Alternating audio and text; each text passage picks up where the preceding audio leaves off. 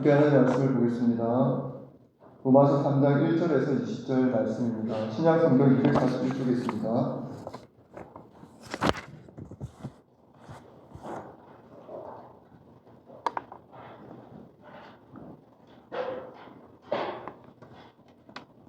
하나님의 말씀을 읽겠습니다. 그런즉 유대인의 나음이 무엇이며 할례의 유익이 무엇이냐? 범사에 많으니 우선은 그들이 하나님의 말씀을 맡았음이니라. 어떤 자들이 믿지 아니하였으면 어찌하리요? 그 믿지 아니함이 하나님의 믿으심을 패하겠느냐? 그럴 수 없느니라. 사람은 다 거짓되되 오직 하나님은 참되시다 할지어다. 기록된 바 주께서 주의 말씀에 의롭다함을 얻으시고 판단 받으실 때에 이기려 하심이라 함과 같으니라. 그러나 우리 불의가 하나님의 의를 드러나게 하면 무슨 말하리요? 내가 사람의 말하는 대로 말하노니 진노를 내리시는 하나님이 불의하시냐? 결코 그렇지 아니하니라. 만일 그러하면 하나님께서 어찌 세상을 심판하시리요? 그러나 나의 거짓말로 하나님의 참되심이 더 풍성하여 그의 영광이 되었다면 어찌 내가 죄인처럼 심판을 받으리요? 또한 그러면 선을 이루기 위하여 악을 행하자 하지 않겠느냐? 어떤 이들이 이렇게 비방하여 우리가 이런 말을 한다고 하니 그들은 정죄받는 것이 마땅하니라. 그러면 어떠하냐? 우리는 나으냐? 결코 아니라. 유대인이나 헬라인이나 다 죄 아래에 있다고 우리가 이미 선언하였느니라. 기록된 바 의인은 없나니 하나도 없으며 깨닫는 자도 없고 하나님을 찾는 자도 없고 다 치우쳐 함께 무익하게 되고 선을 행하는 자는 없나니 하나도 없도다. 그들의 목구멍은 열린 무덤이요 그 혀로는 속임을 일삼으며 그 입술에는 독사의 독이 있고 그 입에는 저주와 악독이 가득하고 그 발은 피 흘리는 데 빠른지라. 파멸과 고생이 그 길에 있어 평강의 길을 알지 못하였고 그들의 눈앞에 하나님을 두려워함이 없느니라 함과 같으니라. 우리가 알거니와 무릇 율법이 말하는 바는 율법 아래에 있는 자들에게 말하는 것이니 이는 모든 입을 막고 온 세상으로 하나님의 심판 아래 있게 하려 함이라. 그러므로 율법의 행위로 그의 앞에 의롭다 하심을 얻을 죄가 없나니 율법으로는 죄를 깨달음이니라. 아멘.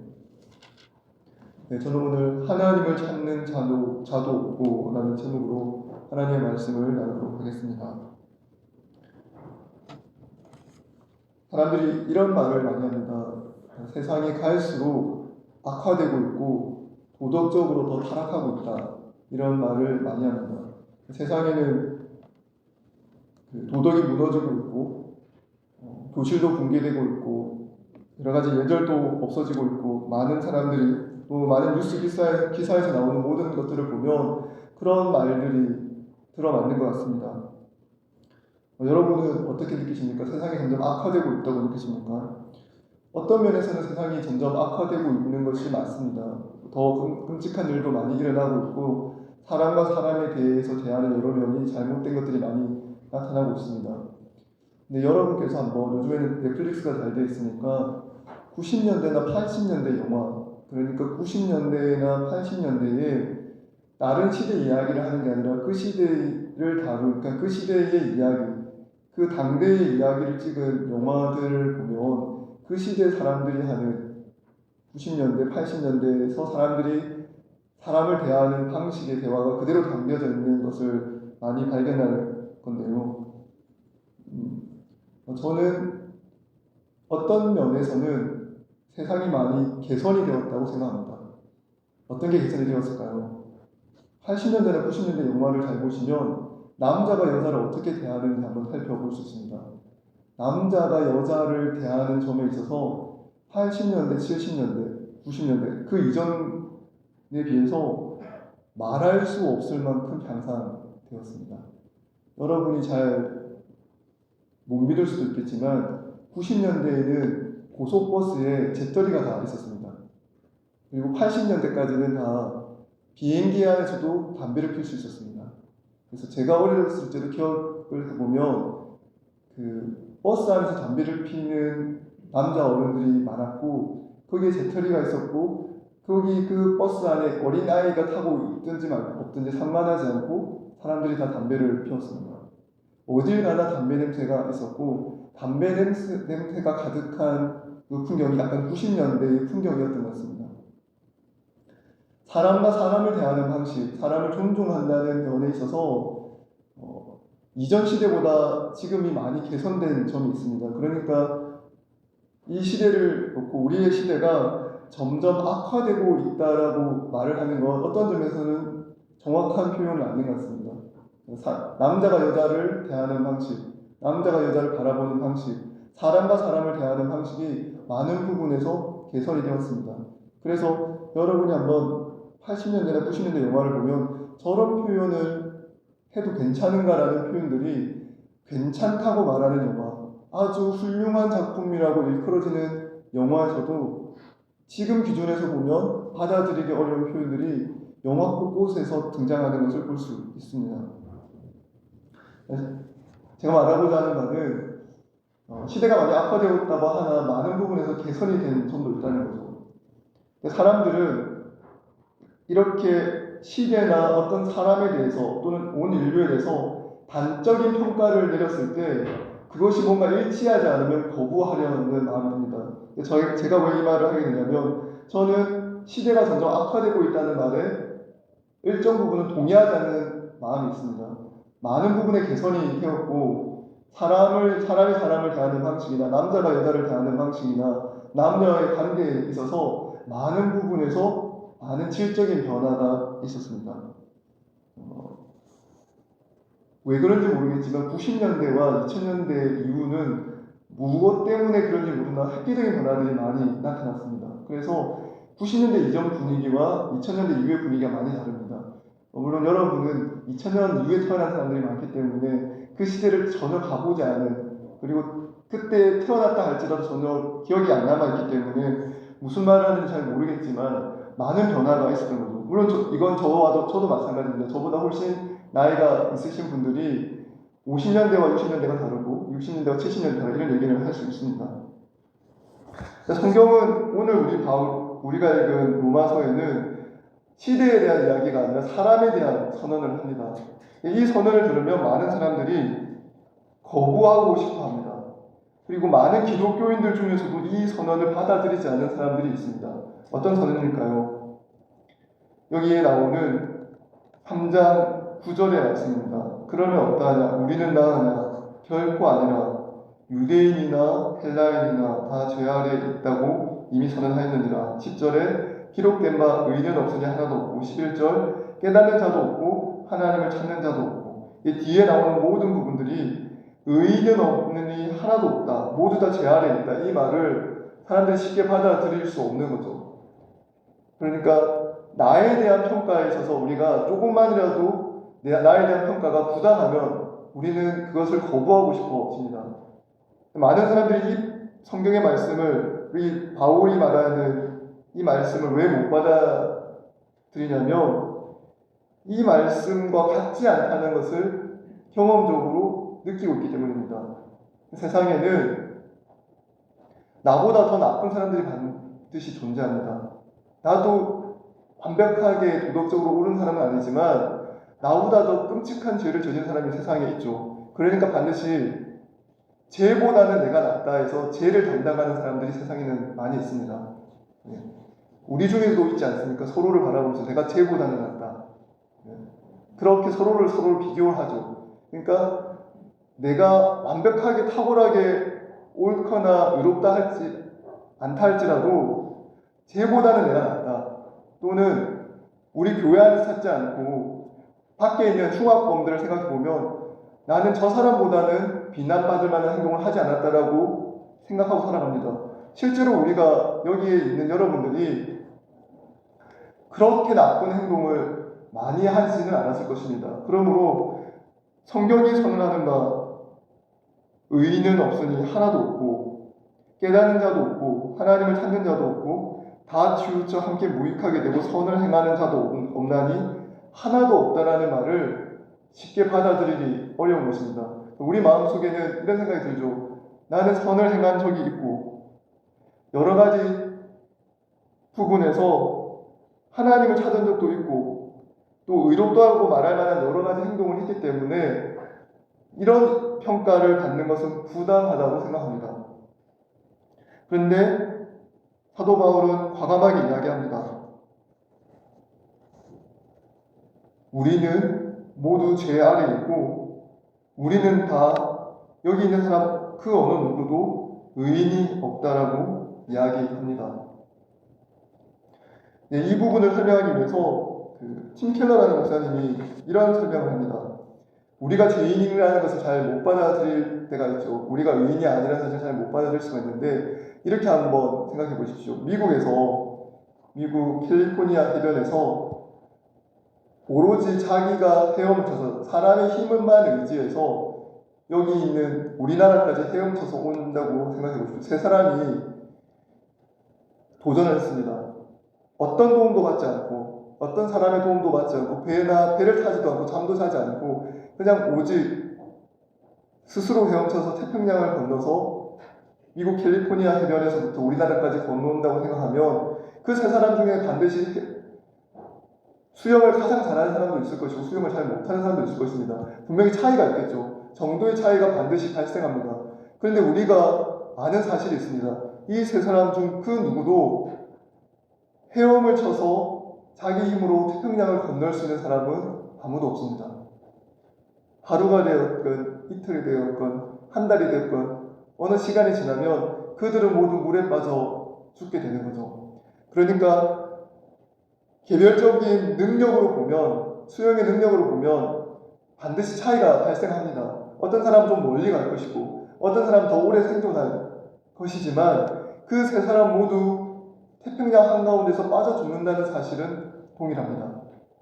죄가 그와 같습니다. 우리 모두 다 죄의 정도에 있어서 차이가 납니다. 여기 있는 모든 사람이 똑같이 죄인이다. 똑같은 정도로 악질적이다 라고 얘기하면 누구도 받아들이기 어렵습니다. 근데 한번 질문을 바꿔보겠습니다.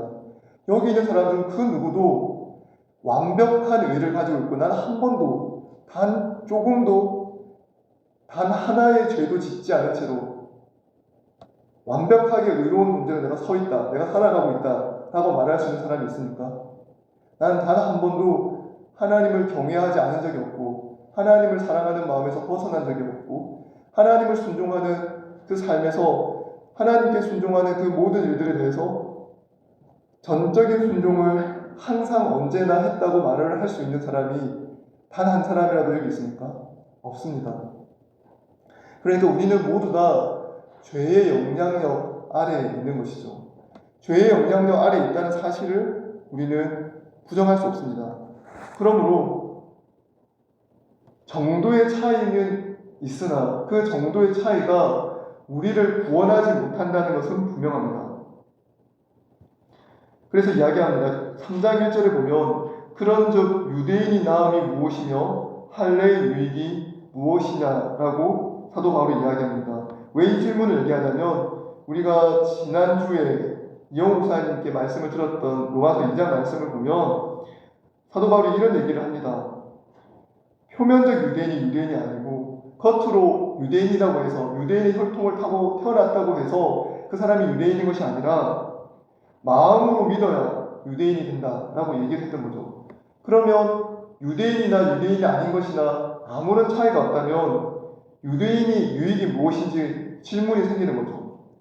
왜 이 질문이 중요하냐면 지금 우리는 유대인들을 별로 보지 못하지만 1세기 사도 바울이 복음을 전한 그때에는 주로 전도하던 많은 사람들이 유대인들이었습니다. 유대인에게 가서 당신이 그토록 기다리던 메시아가 바로 예수 그리스도입니다.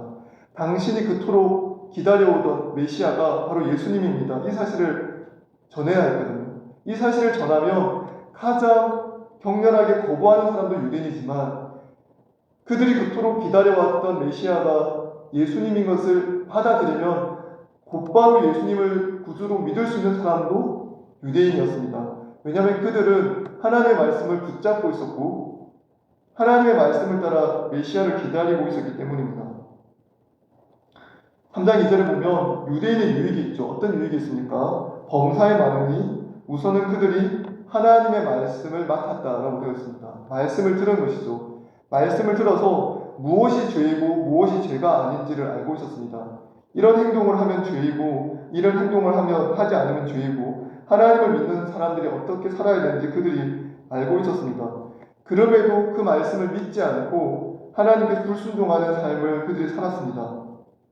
그래서 4절에 보면 3절에 보면 어떤 자들이 믿지 아니하였다면 어떻게 할 것이냐, 그 믿지 아니함이 하나님의 신실함을 더하겠느냐, 그럴 수 없다라고 이야기합니다.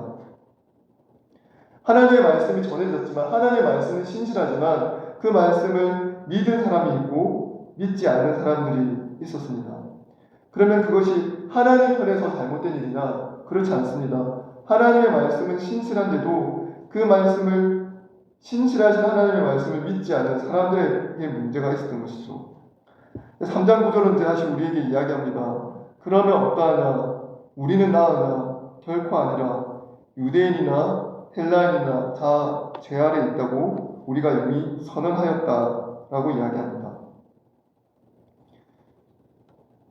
로마서에서 제일 먼저 우리에게 강조하는 것이 로마서에 복음을 전한다라고 이야기합니다. 복음. 예수님께서 이 땅에 오셔서 지난 것이 천국의 복음이었고 복음을 세상에 전파했는데 이 복음을 받아들이는 데 있어서 가장 중요한 전제가 뭐냐면 내가 죄 아래 있고 내가 죄인이라는 사실을 인정하는 것이었습니다. 복음이라는 말 자체가 유앙겔리온이라는 단어인데요. 이 요한겔리온이라는 단어는 언제 처음 사용되었냐면 이사야서 61장에 보면 아름다운 소식을 전하는 자의 발이 아름답다라고 해서 아름다운 소식이라는 말이 나옵니다. 이 아름다운 소식을 헬라어로 그리스어로 번역했을 때 요한겔리온이라는 단어가 되었고 이 요한겔리온을 한국말로 번역했을 때 복음, 좋은 소식이라고 했습니다. 그러니까 우리가 복음이라는 말을 들으면 한국말 그대로 번역하면 무슨 소리죠? 복된 소식입니다. 누군가에게 이 소식이 아주 좋은 복된 행복한 소식이라는 거죠. 그런데 우리는 이 복음이라는 말을 그냥 행복한 소식 정도로 받아들이는데 유앙겔리온이라는 말의 원래 뜻은 그보다 훨씬 더 충격적인 단어입니다. 유앙겔리온이라는 단어는 제가 한 두세 번 정도 설명했던 것 같은데요. 마라톤 전투에서 그리스 도시국가들하고 이 페르시아하고 전투가 있었습니다. 이 페르시아와 그리스 도시국가의 전투에서 그리스 도시국가가 승리를 하게 되었을 때 이 승리의 소식을 전하는 전령이 있었죠. 그 전령이 승리의 소식을 들고 와서 41.195km 정도에 해당하는 그 길을 열심히 뛰어가서 전했죠. 그 소식이 뭐냐면 유앙겔리온입니다. 이 유앙겔리온이라는 소식은 뭐냐면 만약 그들이 전쟁에 패했다면 그 그리스 도시국가 전체가 노예가 되거나 많은 사람들이 죽임을 당하거나 그들에게 닥칠 끔찍한 일들이 발생할 것인데 그 끔찍한 일로부터 벗어났다는 해방과 자유의 소식이 유앙겔리온이고 복음이었습니다. 예수님께서 이렇게 얘기하죠. 나는 천국 복음을 너희에게 전한다. 그러면 이 천국의 유앙겔리온을 사람들한테 전한다고 했을 때 1세기 기독교인, 1세기 사람들은 어떻게 반응했을까요? 1세기 사람들은 유앙겔리온이라는 말을 듣자마자 이 소식이 나를 해방시키고 나를 내 삶을 억누르고 있는 그 끔찍한 사실로부터 내가 해방된다는 점을 분명하게 알고 있었습니다. 그러면 무엇으로부터 사람들이 끔찍하게 억눌려 있었습니까? 그걸 알아야 되는 거죠. 그 사실을 알아야만 했습니다. 그래서 사도 바울은 이야기합니다. 우리가 모두 죄 아래 있다는 것, 이것이 끔찍하다고 이야기합니다. 우리는 이것을 받아들이기 어려운 것입니다. 내가 죄 아래 있고 내가 죄인이고 이 사실이 끔찍하다는 사실을 우리는 받아들이기 힘들어합니다. 10절에 보면 의인은 없나니 하나도 없고 깨닫는 자도 없고 하나님을 찾는 자도 없고 다 치우쳐 함께 무익하게 되고 선을 행하는 자도 없나니 자는 없나니 하나도 없도다. 그들의 목구멍은 열린 무덤이요 그 혀로는 속임을 일삼으며 그 입술에는 독사의 독이 있고 그 입에는 저주와 악독이 가득하고 그 발은 피 흘리는데 빠른지라 파멸과 고생이 그 길에 있어 평강한 길을 알지 못하였고 그들이 눈앞에 하나님을 두려워함이 없느니라. 성경 말씀을 인용해서 이렇게 이야기합니다. 여러분께서는 이 로마서 3장 10절부터 18절까지의 묘사되어 있는 이 모습이 나의 모습이라는 것을 인정할 수 있습니까? 여러분 잘 못하실 겁니다. 근데 여러분께서 나의 죄악된 모습을 가장 잘 발견할 수 있는 방법이 하나가 있는데요. 제가 그 방법을 소개해 드리겠습니다. 그 방법은 무엇이냐면 여러분이 결혼을 하는 겁니다. 결혼을 하면 여러분이 죄인이라는 사실을 매우 실감 있게 깨달을 수 있습니다. 왜 그럴까요? 나 혼자 있으면 나는 나의 죄를 알지 못합니다. 우리는 언제 내 죄악된 모습을 깨달을 수 있습니까? 관계라는 거울에 비추어서 바라보면 내 죄악의 모습을 알 수 있습니다. 그러니까 하나님과 우리도 마찬가지죠. 하나님과 우리의 관계, 특별한 관계가 있는데 그 특별한 관계를 생각하지 않고 살아가는 사람은 이 3장 10절에서 18절 내용이 별로 다가오지 않습니다. 그런데 하나님을 사랑하고 하나님께 내 마음을 신실하게 드리려고 할수록 나의 그렇지 않음이 거울을 비추어 보는 것처럼 드러나게 되었습니다. 왜 제가 결혼을 하면 여러분이 죄인이라는 사실을 알 수 있게 되냐면 결혼을 하면 여러분이 한 사람을, 남편을, 아내를 마치 내 몸처럼 사랑하기로 서약하고 그렇게 결혼을 했습니다. 그리고 서로를 위한 헌신이 필요하고 서로를 위해서 해야 될 의무가 있고 봉사의 의무가 있습니다. 사람들은 그것들을 감당하기 어렵죠. 약속하고 서약하는 것만큼 감당하기 어렵습니다. 그러므로 남편이 이렇게 해주기를 바라는데 해주지 않기 때문에 원망이 생길 뿐만 아니라 또한 내가 아내에게 해줘야 되는데 내가 아내에게 마땅히 해줘야 될 일을 하지 못함으로 발생하는 그 원망을 들을 때 내 죄악을 보게 되는 거죠. 만일 내가 남편과 아내의 관계로 만나지 않았다면 도무지 들을 일이 없는 원망을 아내에게 듣게 될 것이고 내가 남편과 아내의 관계로 만나지 않았다면 도무지 듣지 않아도 될 남편의 원망, 남편의 분노를 만나게 되는 거죠. 관계 속에서 우리의 죄악을 보게 됩니다. 관계가 깊어지면 깊어질수록 우리의 죄를 보게 되어 있습니다. 그러므로 내가 죄인인 것을 깨닫는 방법이 무엇이냐? 결혼이고 우리가 죄인인 것을 보게 되는 것이 무엇입니까? 하나님을 더욱 가까이 하는 것입니다. 하나님께 가까이 가면 갈수록 우리의 죄악이 드러납니다. 그러므로 하나님과 가까이 하지 않는 사람일수록 이런 얘기를 하는 거죠. 저는 문제가 없습니다. 저는 다른 사람에게 나쁜 짓을 하지 않습니다. 저는 도덕적으로 문제될 만한 행동을 전혀 하지 않습니다. 라고 얘기합니다. 나는 불법을 저지르지 않습니다. 내 인생에 그와 같은 일은, 그와 같이 잘못된 일을 한 적이 없다라고 얘기합니다. 왜 그렇게 얘기합니까? 하나님께 가까이 가지 않는 것이죠. 하나님께서 주시는 빛에 의해서 나를 바라보지 않기 때문에 그와 같이 이야기하는 것입니다. 이사야 6장에 보면 이사야가 하나님을 가까이 만납니다. 하나님 앞에 서게 됩니다. 그때 이사야가 무슨 말을 합니까? 하나님을 만나서 행복하다라고 얘기합니까? 아닙니다. 화로다. 내가 망하게 될 거다. 베드로가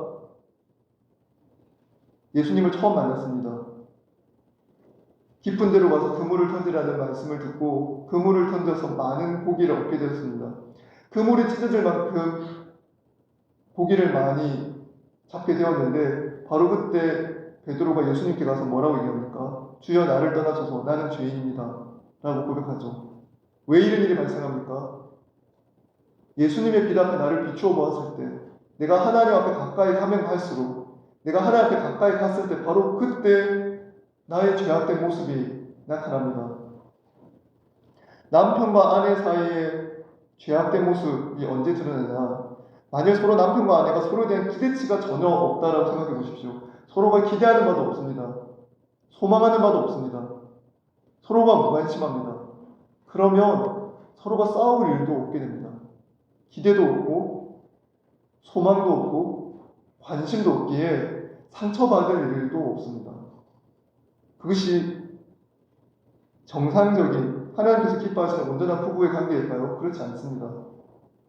오히려 서로 사랑하는 마음이 큰데 서로가 서로에게 그 사랑의 의무를 다할 수 없고 사랑의 헌신을 다할 수 없는 자기 자신의 모습을 보면서 스스로 절망하고 좌절하고 나의 죄악된 모습을 발견하는 것이 복된 것입니다. 그러므로 많은 사람들이 받아들이기 힘들어하지만 로마서 3장 말씀은 참으로 복음의 소식입니다. 죄악을 고발하는 것, 인간의 죄악을 고발하는 것, 이 죄악을 고발하는 것을 통해서 내 죄를 바라보게 되고 인정하게 되는 것이 우리가 받은 가장 큰 축복 중에 하나입니다. 전에도 제가 한 2주 전에도 제가 말씀을 드렸는데요. 하나님 앞에 우리는 죄인으로 서 있습니다. 하나님의 사랑만 이야기하고 하나님의 은혜만 이야기하고 하나님의 축복만 이야기하는 것. 그런데 그 하나님의 은혜와 축복과 사랑 안에 우리가 죄인이란 사실을 완전히 제거한 채로 하나님의 사랑과 축복과 은혜만 얘기한다. 그것은 거짓말입니다. 우리 안에 우리를 넘어지게 하고 우리를 망가뜨리고 우리의 존재를 완전히 말살시키는 죄가 우리 안에 도사리고 있는데, 우리 안에 자리 잡고 있는데, 그것은 이야기하지 않고 괜찮다라고 얘기하고 하나님의 사랑을 받은 존재라고 얘기하고 하나님의 은혜가 가득히 임할 것이라고만 이야기한다면 그것은 거짓말일 뿐입니다. 성경은 그렇게 이야기하지 않습니다. 성경은 우리의 죄악을 명백하게 고백합니다. 의인은 없나니 하나도 없으며 깨닫는 자도 없고 하나님을 찾는 자도 없고 다 치우쳐 함께 무익하게 되고 선을 행하는 자가 없나니 하나도 없도다. 우리가 생각하는 이상적인 그리스도인이 무엇인가를 생각하면 여러분이 이 정도만 하면 충분하다고 생각하는 신앙생활을 한다면 여러분의 신앙생활은 문제가 없는 거죠. 나는 주일에 교회를 출석합니다. 교회에 안 나오고 있는 그리스도인이 얼마나 많은데 저는 교회에 빠지지 않고 출석합니다. 저는 봉사도 합니다. 그러므로 저는 문제가 없습니다. 매주일 그리고 매일매일의 삶에서 나의 죄를 발견하는 것만큼 복된 일이 없습니다. 왜 그럴까요? 내가 내 삶 속에서 내 죄를 발견하는 자리에서 우리는 하나님의 사죄의 은혜를 경험할 수 있습니다. 하나님, 제가 죄인입니다. 이런 죄인인 저를 용서하시기 위하여 그리스도께서 십자가에서 죽으시고 나의 죄를 대신하여 피 흘리시고 죽으신 그 은혜에 감사합니다. 나의 죄에서 용서하여 주시고 구원하여 주셨으니 오늘 내가 그리스도의 피를 의지하여 그리스도께서 주신 새 생명을 가지고 오늘 하루를 살아가게 하여 주시옵소서. 그 기도를 드리며 살아갈 수 있는 것이죠. 그런데 하루를 살아가면서 내가 죄인이고 내가 저지르고 있는 죄에 대한 의식이 전혀 없는 채로 살아가면 우리는 하나님께 감사할 수 있는 핵심이 제거된 채로 말뿐인 감사를 드리게 되는 것입니다.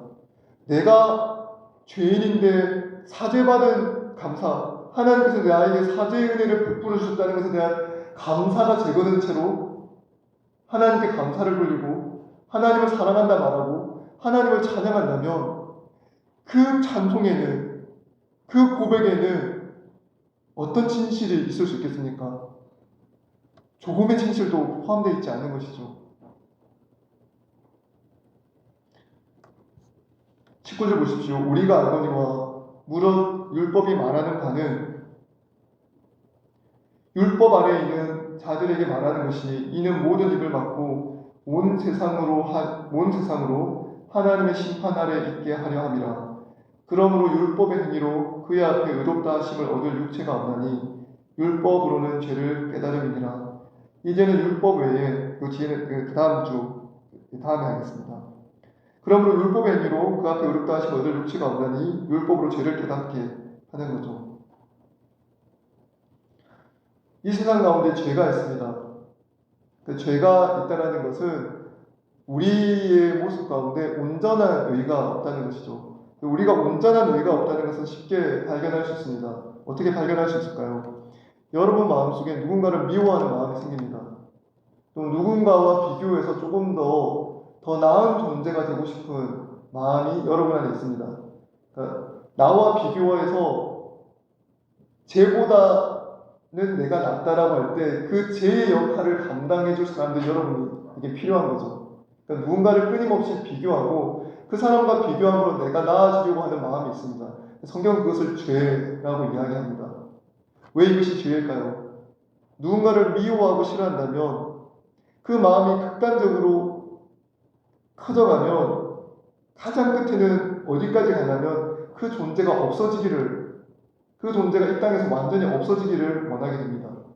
그래서 예수님은 이렇게 말씀하십니다. 누구든지 다른 사람을 바보라고 욕하는 사람은 살인하는 자라고 이야기하죠. 예수님께서 이렇게 얘기하죠. 누군가에게 욕하는 자, 누군가에게 바보라고 말을 하는 사람은 살인하는 자라고 이야기합니다. 여러분은 쉽게 동의하지 못할 것입니다. 내가 누군가를 욕한다고 해서, 누군가에 대해서 수군거린다고 해서, 누군가에 대해서 뒷담화를 한다고 해서 그게 살인이라고 받아들이기 어렵겠죠. 그냥 생각해 보십시오. 여러분이 누군가의 존재를 한없이 낮추고, 아니 조금만 낮춘다라고 할지라도 그 마음의 중심은 무엇입니까? 그 사람의 존재를 가치 없게 여기는 마음이 여러분 안에 있는 겁니다. 그 가치 없게 여기는 마음이 커져가죠. 결국에 그 사람이 있든 없든 여러분은 아무 상관하지 않고 살아갈 수 있습니다. 그 사람이 존재하든 하지 않든. 그러면 이미 그 사람은 여러분에게 없는 존재가 됩니다. 살아있으나 여러분에게 없는 존재가 되죠. 그러므로 타인을 낮추어 부르는 것, 타인을 함부로 이야기하는 것, 그 모든 것이 죄입니다. 조나단 에드워즈 목사님이 다른 사람에 대한 나쁜 말에 대해서 하지 말라고 이야기하면서 어떤 이야기를 하냐면 이런 말씀을 했습니다. 여러분 한번 진지하게 들어보시고 이 말씀을 듣고 앞으로 평생 동안 한번 실천해 보셨으면 좋겠습니다. 다른 사람에 대한 평가를 할 수 있는 경우는 단 두 가지밖에 없습니다. 첫 번째는 공적으로 반드시 타인을 평가해야 되는 자리에 있을 때, 재판관이라든지 타인의 범죄 행위를 발각해서 그것이 범죄라고 판단하는 경찰이라든지 또는 교회 치리에서 어떤 일을 판단해야 되는 판단의 역할을 임무를 부여받은 사람, 공적으로 그 역할을 부여받은 사람은 타인의 잘못을 판단해야 합니다. 이 사람에게 그 역할이 주어집니다. 두 번째 가능한 경우가 있어요. 두 번째는 뭐냐면 내가 하는 판단이 하나님께서 하시는 판단과 똑같다라고 자신 있게 말할 수 있는 사람. 이 두 번째는 없죠. 이 세상에 여러분께서 하나님께서 사람에게 내리는 판단과 똑같은 판단을 다른 사람에 대해서 내릴 수 있습니까? 없습니다. 그러므로 첫 번째 경우밖에 존재하지 않습니다. 누군가에 대해서 판단하는 말. 저 사람 좀 이상하지 않아? 너무 별로지 않아? 이런 말. 좋은 뜻에서 하는 말. 내가 나니까 하는 말인데, 내가 아끼니까 하는 말인데, 다 하나님 앞에 죄입니다. 왜 하나님과 똑같은 판단을 내릴 수 없으면 왜 하면 안 될까요? 하나님께서 내리는 하나님 내리는 판단이 진실이죠. 그러면 그 진실에서 부족한 판단을 내릴 만큼 우리는 거짓된 판단을 타인에 대해서 하는 겁니다. 그러니까 그만큼이 죄가 발생하는 거죠. 따라서 하나님과 똑같은 판단을 내릴 수 없다면 그 입을 다무는 것이 좋습니다. 우리가 죄인인 것, 죄가 가득하다는 것을 쉽게 알 수 있는 가장 좋은 방법이 있습니다. 여러분은 타인에 대해서 판단하지 않습니까? 타인에 대해서 판단하는 말을 쉽게 하지 않습니까? 그 말이 타인을 존재를 한없이 무가치하게 만들고 예수님의 판단에 따르면, 예수님의 말씀에 따르면 그 사람을 죽이는 행위입니다. 살인하는 죄를 우리가 저지르고 있습니다. 그러므로 우리 모두가 죄인입니다. 죄 아래 있습니다. 끊임없이 죄를 짓고 있습니다. 그 죄에 합당한 심판을 받게 되어 있습니다. 죄는 언제나 그 죄를 짓는 존재를 무너뜨립니다.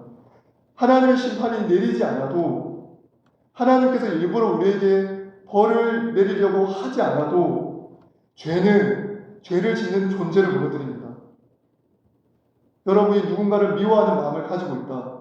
누군가에 대해서 거짓된 말을 퍼뜨리고 있다. 그러면 다른 사람과 사람 사이에 갈등이 발생하게 되고 여러분이 속한 공동체 집단 사이에 문제가 발생하게 되어 있죠. 그러므로 여러분이 죄를 행한다는 것은 하나님의 특별한 심판이 내려서 여러분이 벌을 받는 것이 아니라 내가 짓는 죄, 내가 하나님의 진실에서 진리에서 벗어난 그 정도만큼 그에 합당한 벌을 스스로 만들어서 내 존재를 무너뜨리고 있는 것입니다. 로마서 3장 1절에서 20절에 우리에게 얘기하는 바가 이것입니다. 그러므로 우리에게 무엇이 필요합니까? 이제 21절. 그러므로 우리에게는 율법 외에 완전한 의가 필요합니다. 불완전한 의는 그 불완전한 정도만큼 죄가 들어가기 때문에 오직 완전한 의, 죄가 전혀 없는 완전한 의가 우리에게 주어져야만 우리가 구원을 얻을 수 있습니다. 이 이야기는 아마 이영호 목사님께서 그 다음 주에 하실 것 같습니다. 지금 우리 함께 좀 기도했으면 좋겠습니다. 사랑하는 청년 여러분, 로마서 3장 1절에서 20절은 우리의 죄에 대해서 이야기합니다. 우리가 다 죄인이고 하나님의 심판 아래 있고 율법으로는 의롭다 하심을 얻을 육체가 없고 율법으로는 죄를 깨닫게 한다고 우리에게 이야기하고 있습니다.